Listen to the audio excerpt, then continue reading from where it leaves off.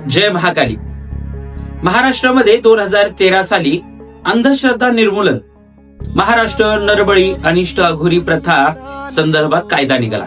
यामध्ये सर्व सामान्य ठिकाणी, सार्वजनिक ठिकाणी पशूंना त्रास देणे, पशूंची हत्या करणे कायद्यानं गुन्हा मानलंय. मग त्याच्यामध्ये देवाच्या नावाखाली कापले जाणारे कोंबडे, बकरे हे देखील या कायद्या अंतर्गत येतात. देवाच्या नावाने एखाद्या भक्ताला भीती घालून त्याच्यावर मानसिक संतुलन दाबून जर एखादा पुजारी कोंबड, बकर कापायला लावत असेल आणि देवाला मटणाचं ताट, मटणाचा नैवेद्य आणायला लावत असेल तर ह्या कायद्या अंतर्गत तो गुन्हा आहे. हा गुन्हा महाराष्ट्रामध्ये सगळीकडे कायदा लागू होतो, मग तुळजापूरमध्ये लागू होत नाही का?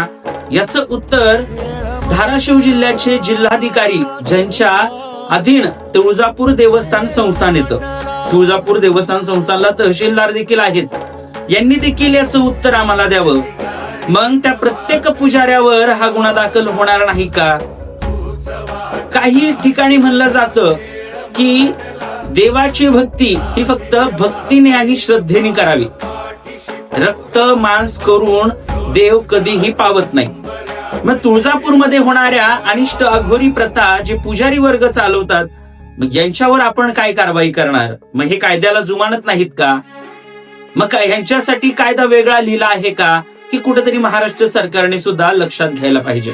मी नेहमी सांगितलं की काही देवी पुराणामध्ये, काही शास्त्रामध्ये याचा उल्लेख कुठेही नाही की तुळजाभवानी मातेला मांसाहारी नैवेद्य द्यावा म्हणून. तर काही पुजाऱ्यांनी कुठले तरी संदर्भ हुडकून आणले. पण माझी त्यांना विनंती आहे की तुळजाभवानी देवीच्या नावाने कोणत्या ग्रंथामध्ये संदर्भ आहे का ते आम्हाला नक्की द्या. हे जर कुठे असेल, हे लिखित असेल, तर आम्ही जाहीरपणे सगळ्यांची माफी मागायला तयार आहे.